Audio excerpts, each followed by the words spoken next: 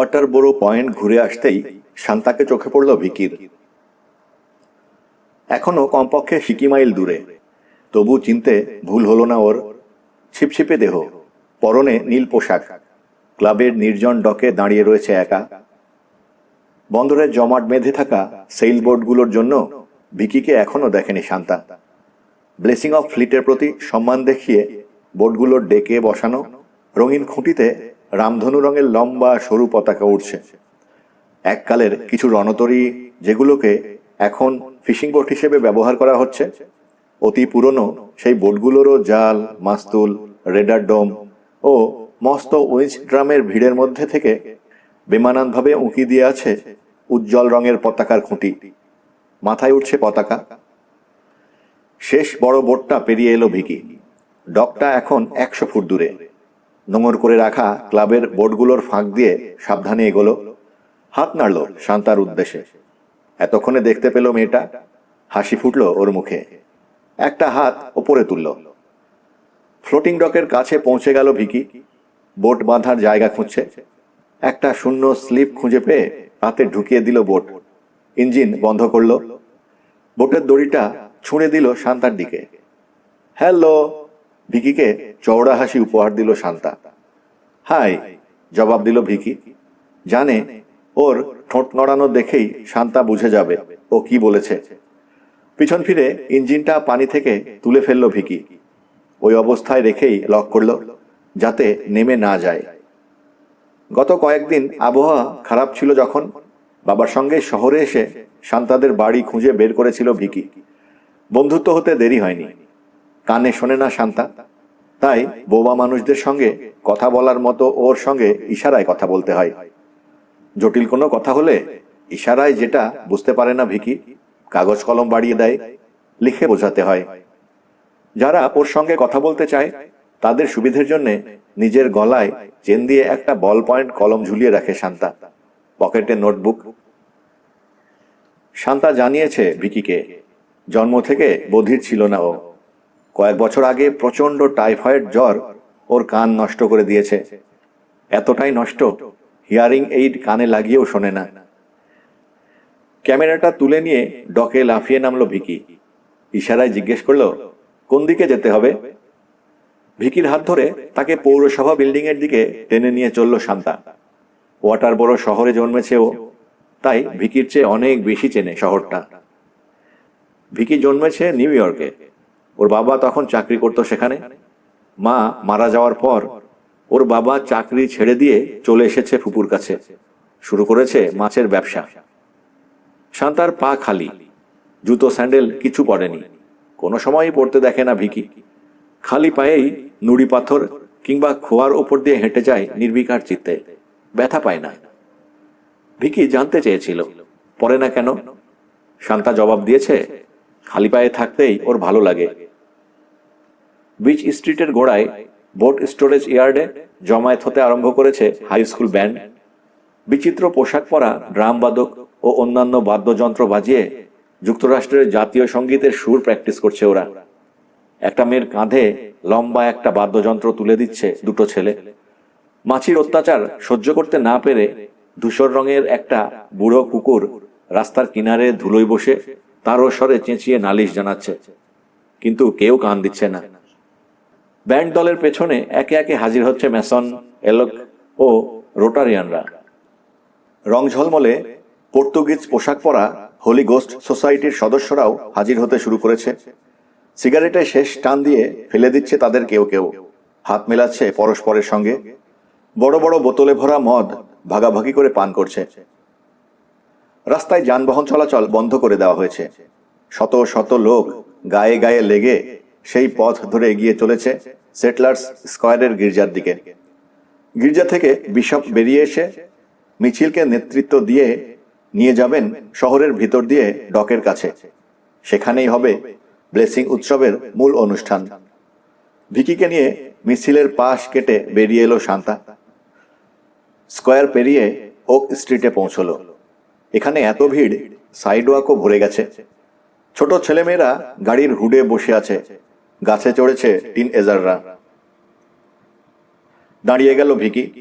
ভিড়ের দিকে তাকিয়ে শান্তাকে ইশারায় বোঝালো, কিছুই তো দেখতে পারবো না আমরা, আমার ওপর ভরসা রাখো বলে ভিকিকে আবার টেনে নিয়ে চলল শান্তা। এক কোণে একটা গুদাম, ভিকিকে সেদিকে নিয়ে চলল শান্তা। পেছন দিকে এসে গেট খুলে উঠান পার করিয়ে আনলো। অন্য পাশের বেড়ার নিচে মাটিতে একটা খোড়ল দেখালো, কুকুরে খুঁড়েছে। ওটার কাছে এসে নির্দ্বিধায় ঘাসের ওপর উপুর হয়ে শুয়ে পড়ল ও। খোড়লে মাথা ঢুকিয়ে দিয়ে শরীরটাকে মুখ ছিঁড়ে চলে গেল অন্য পাশে।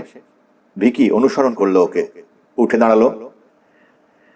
একটা চত্বরে বেরিয়ে এসেছে ওরা। ওপাশের বাড়িটা একসময় গির্জা ছিল, এখন বসত বাড়ি।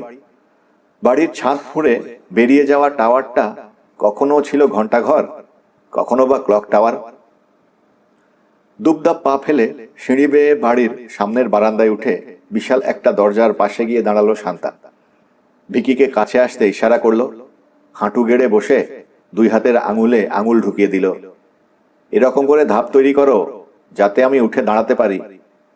লাভ কি? ইশারায় জিজ্ঞেস করতে গেল ভিকি।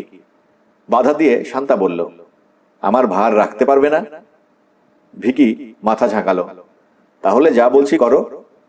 শ্রাগ করলো ভিকি, বসে পড়লো শান্তার মতন করে। দুই হাত দিয়ে ধাপ তৈরি করলো। নির্দ্বিধায় সেই ধাপে পা রেখে উঠে দাঁড়ালো শান্তা। ভিকির মাথায় এক হাত রেখে আরেক হাত লম্বা করে দিল ওপর দিকে। দরজার মাথায় কাঠ দিয়ে তৈরি ছোট একটা তাক, সেখানে হাত নাড়তে লাগলো ও। যা খুঁজছে পেয়ে গেল। লাফ দিয়ে নেমে এলো। হাসি মুখে ভিকির দিকে বাড়িয়ে ধরলো ছড়ানো হাতের তালু। দেখো চাবি। ওটা ওখানে আছে, তুমি কি করে জানলে? ভিকি বলল। ওর ঠোঁট নড়া দেখেই বুঝে গেল শান্তা কি বলেছে। জবাব দিল, এটা আমার কাজিনদের বাড়ি। চাবি দিয়ে দরজা খুলল শান্তা। আগে ভিকিকে ঢুকতে দিল, তারপর নিজে ঢুকলো।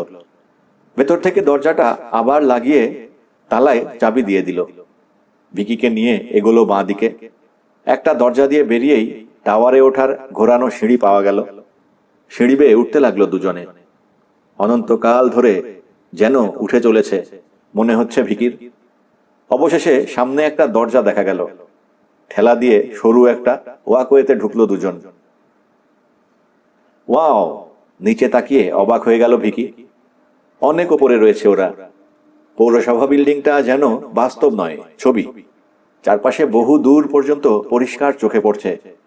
পূবে ন্যারাগ্যানসেট বে ও নেপাট্রি পয়েন্ট ছাড়িয়ে আরো দূরে দেখা যাচ্ছে সবুজ ধূসর দুটো আকৃতি, অস্প্রি আইল্যান্ড ও ব্লক আইল্যান্ড।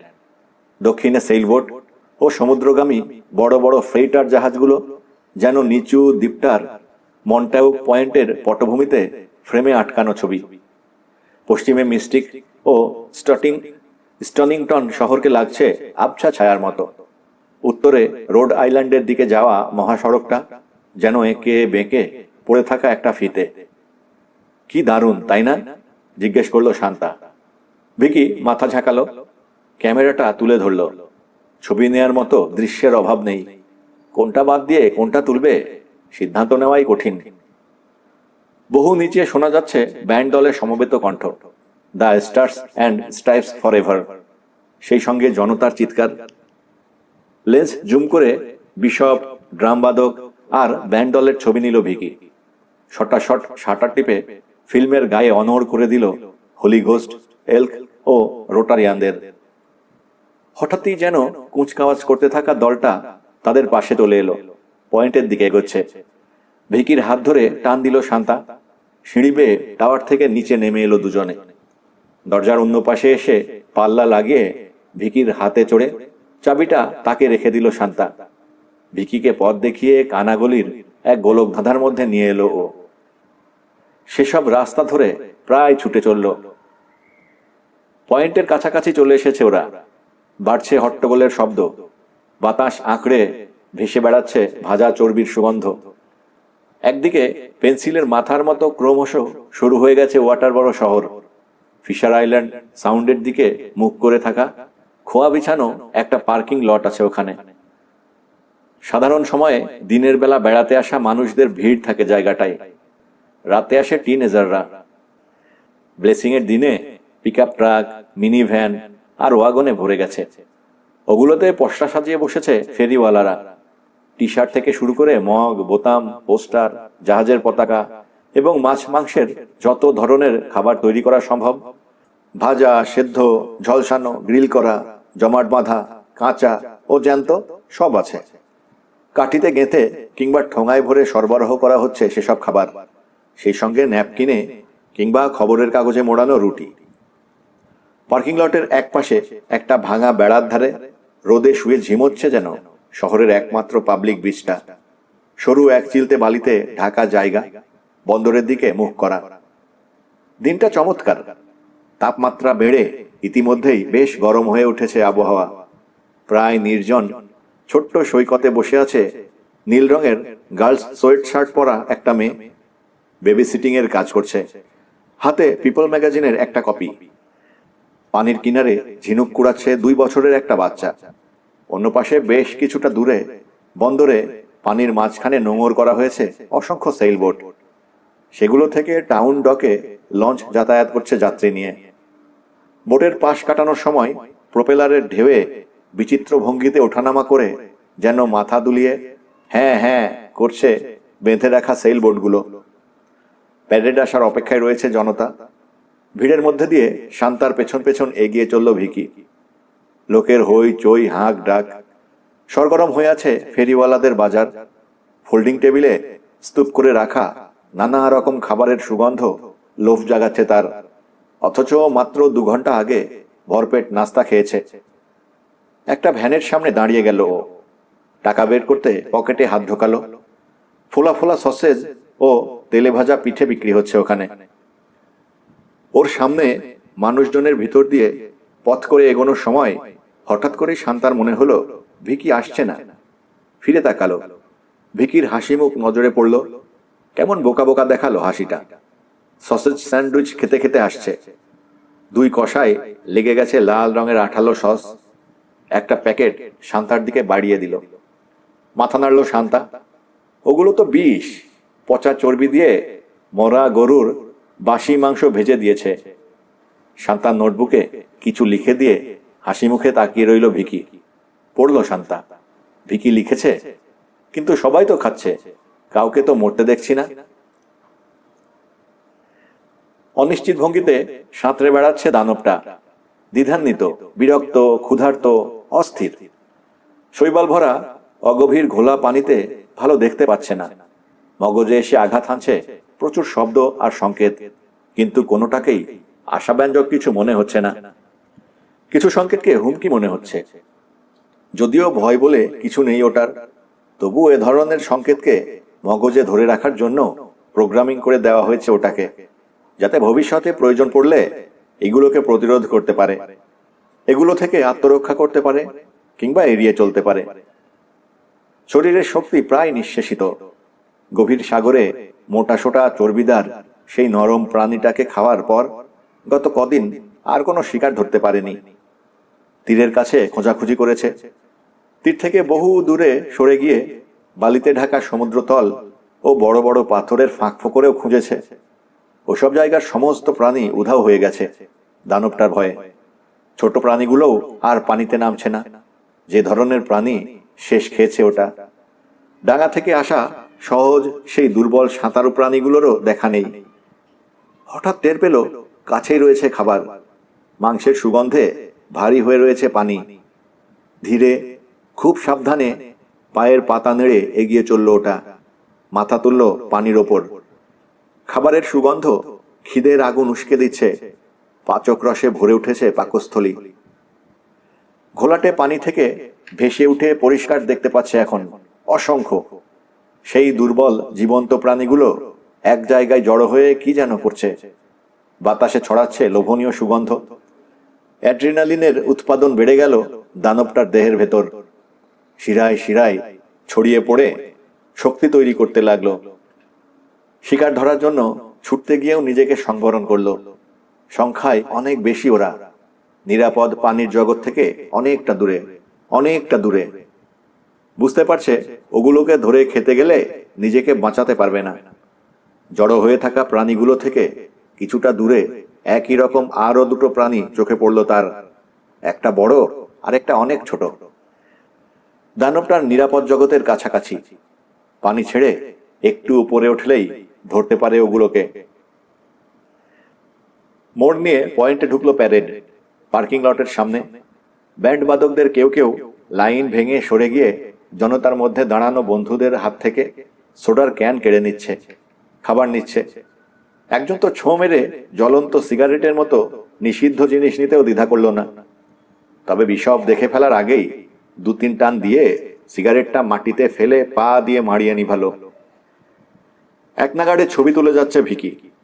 পাইরেট স্মোকারের ছবি তোলার জন্য শাটার টিপতেই ক্যামেরার ভেতরে ঝিরঝির শব্দ শুনতে পেল।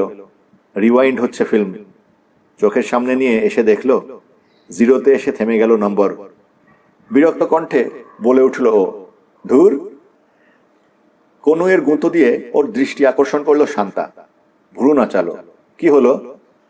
নোটবুকে লিখে দিল ভিকি, ফিল্ম শেষ, দোকানপাট সব বন্ধ, আজকের মতো ছবি তোলা খতম। আমার কাছে আছে বাড়িতে, তুমি এখানে থাকো, আমি যাব আর আসবো বলে ঘুরে দাঁড়িয়ে ভিড়ের ভেতর দিয়ে প্রায় ছুটতে আরম্ভ করলো শান্তা। আর মাত্র মিনিট 2 লাগলো প্যারেডের শেষ দলের মাথাটা কাছে আসতে।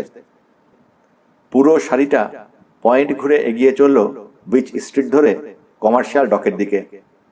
তাড়াহুড়ো করে দোকান গুছিয়ে নিল ফেরিওয়ালারা।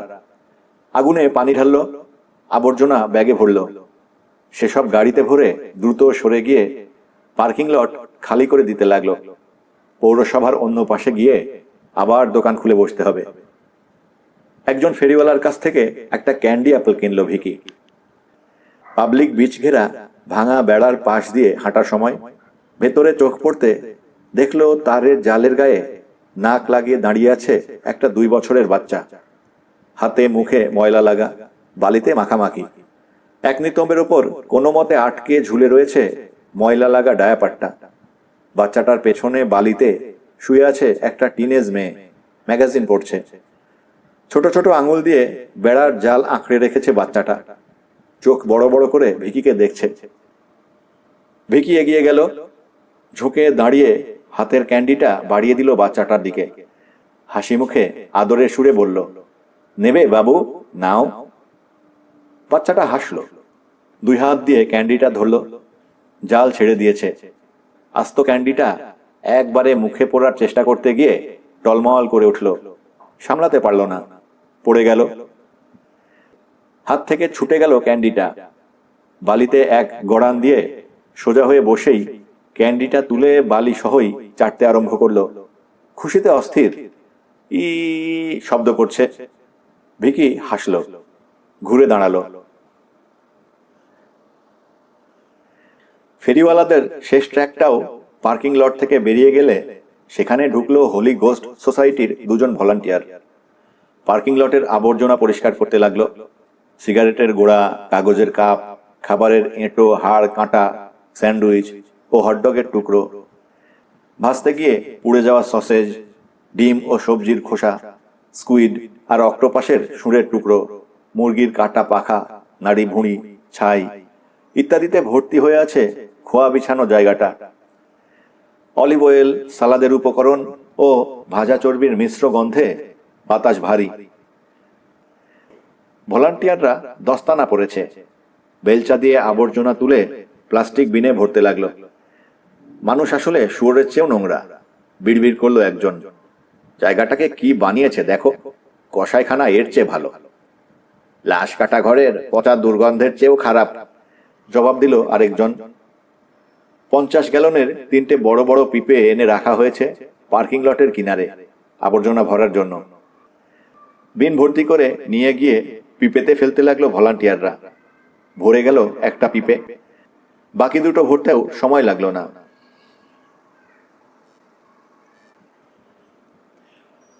গেল তো ভরে, এখন কি করব? একজনের প্রশ্ন। হাত তুলে সৈকতে পড়ে থাকা একটা পিপে দেখালো অন্যজন। কোনো বোট থেকে পড়ে গিয়েছিল হয়তো, ভেসে এসে সৈকতে ঠেকেছে। ওটাতে ভরা যেতে পারে, শ্রাগ করলো সহকর্মী। একটাই ভরলেই হলো। আবর্জনা ভরা প্লাস্টিকের বিন হাতে বেড়ার দিকে এগোলো দুজনে। গেট খুলে চলে এলো অন্য পাশের নরম বালি ঢাকা সৈকতে। পিপেটা খালি, কাত হয়ে পড়ে আছে। সোজা করে বসিয়ে তাতে বিনের আবর্জনা ঢাললো দুজনে। কাছেই একটা বাচ্চাকে বসে ক্যান্ডি চুষতে দেখল। ওর ডায়াপারে আটকে থাকা পায়খানা পেশাবের দুর্গন্ধ আবর্জনার গন্ধ ছাপিয়ে ওদের নাকে আসতে লাগলো। 10 গজ দূরে একটা মেয়ে বালিতে চিত হয়ে শুয়ে আছে। মুখের সামনে ম্যাগাজিন তুলে রাখায় চেহারা দেখা যাচ্ছে না। এই, গলা চড়িয়ে ডাক দিল একজন ভলান্টিয়ার, আপনি এই বাচ্চাটার মা? মেয়েটা ম্যাগাজিন সরালো। মা হতে বহু দেরি আছে আমার। ডায়াপার বদলাতে জানো না? টিনেজার দেখে আপনি থেকে তুমিতে নেমে এলো লোকটা। আপনাকে কে পাঠিয়েছে মাতব্বরি করতে? রুক্ষ কণ্ঠে জবাব দিল মেয়েটা। আহত হয়ে ভুরু কুঁচকে ফেলল লোকটা। রাগত ভঙ্গিতে পা বাড়ালো। জড়িয়ে দাঁত ফেলে দেব। হাত ধরে টেনে থামালো ওর সঙ্গী। ছাড়ো না লোনি। হেঁকে মুতে ডায়াপার ভরালে আমাদের কি? মেয়েটার গায়ে হাত তুললে ও দেবে নালিশ করে। আমাদের নিয়ে হাজতে ভরবে পুলিশ। শয়তান মেয়ে, বিড়বিড় করলো রেগে যাওয়া লোকটা। তুমি শয়তান। ম্যাগাজিন দিয়ে মুখ আড়াল করলো আবার মেয়েটা। লনির হাত ধরে টানলো ওর সঙ্গী। এসো। আরো 2 দফা বিন ভর্তি করে সৈকতের পিপেটায় ঢাললো ওরা। ওভাবেই রেখে দিল। মিউনিসিপ্যালিটির গাড়ি এসে নিয়ে যাবে। বেলচা কাঁধে বাড়ি রওনা হলো দুজনে। হাত মুখ ধুয়ে ড্রিঙ্ক নিয়ে বসবে। মদের জন্য আইটাই করছে প্রাণটা। উপর হয়ে অগভীর পানিতে পড়ে আছে দানবটা। পানির ওপরে জাগিয়ে রেখেছে শুধু নাক আর চোখ দুটো। বেশিরভাগ জ্যান্ত প্রাণী চলে গেছে। অস্বস্তিকর যেসব হইহট্টগোল ধরা পড়ছিল ওর কানে, কমে আসছে সেগুলো। দূরে সরে যাচ্ছে। দুটো মাত্র জ্যান্ত প্রাণী রয়ে গেছে এখনো। ওগুলোকে বিপজ্জনক মনে হচ্ছে না দানবটার কাছে। লোভনীয় দুর্গন্ধগুলো রয়ে গেছে এখনো। আগের চেয়ে ভারী এখন। মাংসের গন্ধ খুব কাছ থেকে আসছে। সিদ্ধান্তহীনতার জটিলতা থেকে মুক্তি পায়নি এখনো। মগজ এখনো মুক্তি পায়নি। বুঝতে পারছে না কোনটাকে প্রাধান্য দেবে, লোভ না বিপদ। লোভকেই প্রাধান্য দিল অবশেষে। খিদেকে গুরুত্ব না দিয়ে উপায় নেই। ধারালো নখ বালিতে বিঁধিয়ে ইঞ্চি ইঞ্চি করে নিজের দেহটাকে সামনে টেনে নিয়ে চলল। দ্রুত খুলছে বন্ধ হচ্ছে ওটার ফুলকো। ভয়ানক গতিতে পাম্প করে চলেছে। বাতাসের অক্সিজেন সহ্য করতে পারছে না ওটার ফুসফুস। রক্ত দূষিত হয়ে দুর্বল করে দিচ্ছে দেহ। জ্যান্ত প্রাণী দুটো থেকে অল্প দূরে ফেলে রাখা হয়েছে একটা অচেনা জিনিস। তীব্র দুর্গন্ধ আসছে সেটা থেকে। তাতে মিশে রয়েছে মাংসের গন্ধ। তার মানে খাবার। শক্তিশালী বাহুতে ভর দিয়ে দেহটাকে উঁচু করলো দানবটা। স্প্রিংয়ের মতো লাফ দিল সামনে। মেয়েটা ঘুমিয়ে পড়েছে। বেবি সিটিং এর সময় ঘুমানো নিষেধ। সাগরের এত কিনারে 2 বছরের একটা বাচ্চাকে ছেড়ে দিয়েছে। নজর না রাখলে যে কোনো মুহূর্তে মারাত্মক বিপদ ঘটে যেতে পারে। তীক্ষ্ণ চিৎকার কানে যেতেই ঘুম ভেঙে গেল ওর। ঝটকা দিয়ে উঠে বসলো। ঝাঁকি লেগে মুখের ওপর থেকে ম্যাগাজিনটা উড়ে গেল। জেরেমির দিকে তাকালো ও। বাচ্চাটা কাঁদছে, মাথা পেছনে হেলানো। সাধারণত কাঁদে না ও, খুব হাসি খুশি। ভঙ্গি দেখে মনে হচ্ছে ভয় পেয়েছে কিংবা ব্যথা পেয়েছে। রোদে তেতে থাকা পাথরের উপর বসে পড়ে চামড়ায় ছ্যাঁকা খাওয়ার সম্ভাবনাও আছে। নাকি ধারালো কোনো কিছু ধরে হাত কাটলো। উঠে দাঁড়ালো মেয়েটা। বাচ্চাটার কাছে এসে দাঁড়ালো। জিজ্ঞেস করলো, কি হলো, কাঁদছো কেন? ব্যথা পেয়েছো? আরো জোরে চিৎকার করতে লাগলো বাচ্চাটা।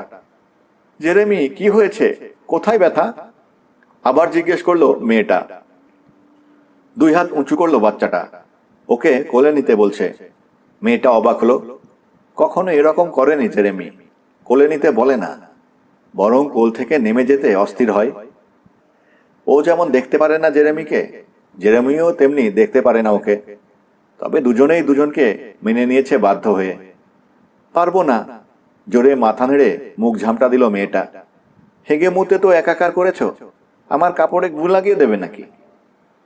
2 হাত আরো উঁচু করে তাকে তুলে নেয়ার জন্য কাঁদতে লাগলো বাচ্চাটা। মেয়েটা চারপাশে তাকালো। কেউ ওদের লক্ষ্য করছে কি না দেখলো। বাচ্চাটাকে ধমকাচ্ছে ও, সেটা কেউ দেখে বাচ্চার মাকে বলে দিলে চাকরি যাবে। কেউ নেই। বলল, কি হয়েছে? ও বুঝেছি, পায়খানার রাস্তায় ঘা। হবেই তো, এত হাঁকতে থাকলে ঘা হবে না? ডায়াপার খুলল না মেয়েটা, চেঁচিয়ে চলেছে জেরেমি। থামবে তুমি? বিরক্ত কণ্ঠে মেয়েটা বলল। কোনোভাবেই বাচ্চাটার কান্না থামাতে না পেরে শেষে ঝুঁকে বাচ্চাটার দুই বগলের নিচে হাত ঢুকিয়ে দিয়ে ওকে তুলে উঁচু করে ধরল, নিজের দেহ থেকে যতটা সম্ভব দূরে রাখলো। এগিয়ে চলল পানির দিকে। মোছড়ামুছড়ি করছে জেরেমি, মেয়েটাকে আঁকড়ে ধরতে চাইছে। যতই পানির কাছে যাচ্ছে চিৎকার বাড়ছে আরো, যেন বোঝাতে চাইছে যে জিনিসটা ওকে ভয় দেখিয়েছে সেটা রয়েছে ওই পানিতেই। মেয়েটা বুঝল না, ঝাঁকি দিয়ে ধমক দিয়ে শান্ত করার চেষ্টা করছে। হাতে ব্যথা পাচ্ছে বাচ্চাটা। হাঁটু পানিতে নেমে গেল মেয়েটা, বালির উপর দাঁড় করিয়ে দিল বাচ্চাটাকে। জেরেমির ওখানে কোমর পানি। ডায়াপারের স্ট্রিপ টান দিয়ে খুলল মেয়েটা। ছেড়ে দিতেই ভেসে চলে গেল ডায়াপারটা। বাচ্চাটাকে ঝুলিয়ে ধরে পানিতে এদিক ওদিক নেড়ে গায়ে লেগে থাকা ময়লা পরিষ্কারের চেষ্টা করল। মিনিট খানিক ধুয়ে পানি থেকে তুলে নিল ওকে। এখনো দেহের কাছ থেকে দূরে সরিয়ে রেখেছে। ঘুরে দাঁড়িয়ে সৈকতের কিছুটা ওপরে উঠে বালিতে বসিয়ে দিল। চিৎকার এখন ফোঁপানি আর গোঙানিতে রূপ নিয়েছে বাচ্চাটার। কাঁদতে কাঁদতে ক্লান্ত হয়ে পড়েছে, বসতে চাইছে না কোনো মতেই। মেয়েটার হাত আঁকড়ে ধরে রাখলো। ছাড়ো না। থাবড়া মারতে গিয়েও মারল না। জেরেমি এখন ওর আয়ের একমাত্র উৎস। কোনোভাবে যদি বাচ্চাটা ওর মাকে বোঝাতে পারে মেয়েটা ওকে মেরেছে, সেই মুহূর্ত থেকেই চাকরি শেষ। না খেয়ে মরতে হবে তখন। ঠিক আছে ঠিক আছে, তুলছি। অনিচ্ছা সত্ত্বেও দুর্গন্ধ লেগে থাকা জেরেমিকে কোলে তুলে নিল ও। চুপ হয়ে গেল জেরেমি। সৈকতে খেলা অনেক হয়েছে, চলো এখন টিভি দেখা যাক। বালিতে ফেলে রাখা তোয়ালেটা নিতে গিয়ে লক্ষ্য করলো মেয়েটা ভারী কোনো জিনিস বালির ওপর দিয়ে টেনে নিয়ে যাওয়া হয়েছে পানিতে। কি নেওয়া হয়েছে বুঝতে সময় লাগলো না। আবর্জনা ভর্তি পিপেটা। সাগরের দিকে তাকালো। 25 গজ দূরে পানিতে ভাসছে ওটা। আবর্জনা ছড়িয়ে যাচ্ছে পানিতে। ওখানে পিপেটা গেল কিভাবে ভেবে অবাক লাগলো ওর। তোয়ালে আর ব্যাগটা তুলে নিল। তারপর জেরেমিকে কোলে নিয়ে গেট দিয়ে বেড়ার অন্য পাশে এসে সাইড ওয়াকে উঠল। আপন মনেই গজগজ করতে করতে হেঁটে চলল রাস্তা দিয়ে। নিজেকে বোঝাচ্ছে আগামী গ্রীষ্মে অবশ্যই এর চেয়ে সহজ ও ভালো কোনো কাজ জোগাড় করতে হবে। অনেক হয়েছে বেবি সিটিং, আর না। প্রচন্ড রাগে থাবা মেরে চতুর্দিকে আবর্জনা ছিটাতে লাগলো দানবটা। এগুলো খাবার নাকি? এ থেকে পুষ্টি পাবেও? খাওয়ার উপযুক্ত খুব সামান্য জিনিসই আছে, তবে সেগুলো দিয়ে রাক্ষসে খিদের কিছুই হবে না। পিপেটা এনে ভুল করেছে, বুঝতে সময় লাগলো। আনা উচিত ছিল শিকার দুটোকে। ধীরে ধীরে আবার ওপরে ভেসে উঠল দানবটা। ঘোলাটে পানি থেকে খোলা বাতাসে চোখ তুলে তীরের দিকে তাকিয়ে। লেন্স পরিষ্কার হওয়ার অপেক্ষা। শূন্য, কিছু নেই। চলে গেছে দুর্বল প্রাণীগুলো, কিন্তু একটু আগেও ওখানেই ছিল। আস্তে আস্তে দানবটা আবার পানিতে তলিয়ে গেল। তলার কাদায় বিশ্রাম নিচ্ছে এখন। শৈবালের সঙ্গে সঙ্গে ওটার দেহটাও এপাশ ওপাশ দোল খাচ্ছে মৃত প্রাণীর মতো। চুপচাপ পড়ে থেকে মগজের কোষে কোষে বহুকাল আগে হারিয়ে যাওয়া তথ্য খুঁজে বেড়াচ্ছে মন। ভাবতে গিয়ে দেখলো কাজ করছে চিন্তা শক্তি। অকেজো হয়ে যায়নি মগজের চিন্তা ক্ষমতা। যতই চেষ্টা করছে ততই সচল হচ্ছে, যেন মরচে ঝরে গিয়ে শানিত হচ্ছে ইস্পাতের ছুরির মতো। একের পর এক তথ্য উদয় হতে থাকলো মগজে। স্পষ্ট হলো। নতুন উদ্যমে ঢালু তলা বেয়ে অগভীর পানির দিকে এগিয়ে চলল ওটা। পিঠটা পানির ওপর সামান্য ভাসিয়ে কাঁকড়ার মতো পাশে সরে ঢুকে গেল কতগুলো বড় বড় পাথরের মধ্যে। তীরের দিকে তাকিয়ে অপেক্ষা করতে লাগলো। আশেপাশে কেউ নেই নিশ্চিত হয়ে নিল। পরিচিত এই পানির জগৎ ছেড়ে যেতে ইচ্ছে করছে না, কিন্তু না গিয়ে উপায় নেই। এখানে আর খাবার পাবে না। খাবারের জন্য ডাঙায় যেতে হবে ওকে। নিতেই হবে বিপদের ঝুঁকি। ফুলকো ডুবিয়ে পানি থেকে অক্সিজেন সংগ্রহ করলো যতটা সম্ভব, আবার মাথা তুলল, হাঁটতে শুরু করলো। দুর্বল হয়ে গেছে পায়ের পেশি। 60 বছরেরও বেশি সময় দেহের ভার বহন করতে হয়নি পা দুটোকে। হাত পায়ের সাহায্যে পানিতে সাঁতার কাটার চেয়ে শুধু পা ব্যবহার করে ডাঙায় হাঁটা অনেক কঠিন। তবে প্রথমে অসুবিধে হলেও আস্তে আস্তে ঠিক হয়ে আসছে। ডাঙায় উঠে কি করতে হবে প্রোগ্রামিং করা রয়েছে ওটার মগজে। কাজটা করার জন্য একটা গোপন জায়গা দরকার। রাস্তাগুলো নির্জন, বাড়িঘরের দরজাগুলো সব বন্ধ, জানালায় পর্দা টানা। তারপরেও পানির নিরাপদ আবাস ছেড়ে উঠে এসে নিজেকে কেমন উন্মুক্ত মনে হলো দানবটার। টলমলো পায়ে হাঁটতে হাঁটতে দুটো বাড়ির মাঝখানের ছায়ায় লুকিয়ে পড়ল। ওটার কান এখন স্বাভাবিক কানের মতোই কাজ করছে, শব্দ শুনতে পাচ্ছে। পানিতে থাকলে এভাবে শোনা যায় না, শুধু এক ধরনের চাপ টের পায়। কর্কশ হট্টগোল কানে আসছে ওটার। আরো অনেকগুলো বন্ধ দরজা পেরোলো দানবটা। আরেকটা ছায়া ঢাকা রাস্তায় পড়ল। আরো কিছু বন্ধ দরজা দেখল। আবার ঘুরতে যাবে এমন সময় সতর্ক সংকেত দিল মগজ। অক্সিজেনের চাহিদা তৈরি হচ্ছে। অক্সিজেন না পাওয়ায় শক্তি হারাচ্ছে দেহ। রাস্তার শেষ মাথায় একটা খোলা দরজা চোখে পড়ল ওটার। টলতে টলতে দরজাটার দিকে এগোলো। অনেকদিন পানিতে থাকায় জলজ প্রাণীর মতোই পিচ্ছিল পদার্থ জমে গেছে গায়ে। দেহ থেকে ঝরে পড়ছে সেসব, চলার পথে চিহ্ন রেখে যাচ্ছে। বড় চওড়া একটা দরজা দিয়ে ভেতরে ঢুকলো দানব। আবছা অন্ধকার ঘর। ওপরে তাকালো। একটা বড় কড়িকাঠ চোখে পড়ল। হ্যাঁ, হবে, এটা দিয়েই কাজ হবে। লাফ দিয়ে কড়িকাঠ ধরতে পারবে না। বেয়ে ওঠার মতো দড়ি নেই, মই নেই। নখ দিয়ে খুঁচিয়ে দেয়াল পরীক্ষা করল। বহুকালের পুরনো কাঠ, নরম হয়ে আছে। ধারালো নখগুলো তাই সহজেই ঢুকে গেল। দেয়ালে নখ বিঁধিয়ে চিতাবাঘের মতো বেয়ে উঠতে লাগলো ও। কাজটা মোটেও সহজ হলো না। পরিশ্রমে রক্তে অক্সিজেনের চাহিদা তৈরি হচ্ছে দ্রুত। কড়িকাঠের কাছে যখন পৌঁছলো, মাথার ভিতরে যেন ঢং ঢং করে সতর্ক ঘন্টা বাজছে। দ্রুত হাঁটুর ভাঁজ কড়িকাঠে আটকে মাথা নিচের দিকে করে ঝুলে পড়ল, যেন সার্কাসের দড়াবাজিকর। মেঝে থেকে 12-13 ফুট ওপরে রয়েছে। হাঁ করা মুখ থেকে আঠালো তরল বেরিয়ে রয়েছে। মেঝেতে ঝরতে শুরু করলো ফোঁটা ফোঁটা। অপেক্ষা করতে লাগলো ওটা। বিপাকীয় পরিবর্তন ঘটছে দেহের ভেতর। খুব ধীরে ধীরে ঘটছে রূপান্তর। প্রথমে ফুসফুস থেকে সমস্ত তরল বের করে দিতে হবে। অক্সিজেনের অভাবে তখন মগজ প্রায় মৃত্যুর কাছাকাছি চলে যাবে। 60 বছর আগে এই কাজটা করতে শেখানো হয়েছিল দানবটাকে। মাত্র একবার প্র্যাকটিস করানো হয়েছিল। সেই কাজটা করতে হবে এখন। 2 হাতে শক্ত করে চাপ দিতে হবে পাঁজরের ঠিক নিচের অংশটাই। এতকাল পরেও মগজ ভোলেনি সে কথা। চাপ দিতেই মুখ দিয়ে বমির মতো বেরোতে লাগলো সবুজ তরল। খিঁচুনি উঠল একবার, দুবার, 3 বার। প্রচন্ড আক্ষেপে কেঁপে কেঁপে উঠতে থাকলো দেহ। ফুসফুসে জমা পানি সহ অন্যান্য তরল বেরিয়ে আসতে লাগলো শ্বাসনালী বেয়ে। দুর্গন্ধ ভরা সবুজ তরল জমা হতে থাকলো নিচের কাঁচা মেঝেতে। ফুসফুস থেকে সমস্ত পানি বের করে দিতে 60 সেকেন্ড লাগলো। তারপর নিথর ঝুলে রইল দানবটা।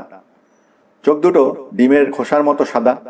ইস্পাতের দাঁত বেয়ে এখনো 1 ফোঁটা 2 ফোঁটা করে সবুজ তরল ঝরে পড়ছে। জলীয় জীবনের রীতি ঘটল।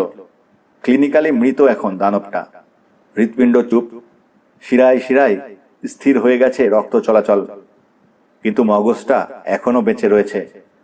মরিয়া হয়ে একের পর এক জরুরি নির্দেশ দিয়ে চলেছে স্নায়ুমণ্ডলীকে। অসংখ্য বিদ্যুৎ সংকেত দেহে প্রাণ ফিরিয়ে আনার চেষ্টা করছে দ্রুততার সঙ্গে। আরেকবার খিঁচুনি উঠল শরীরে। 1 ফোঁটা পানি বা তরল বেরোলো না আর মুখ দিয়ে। কাশতে শুরু করলো দানবটা।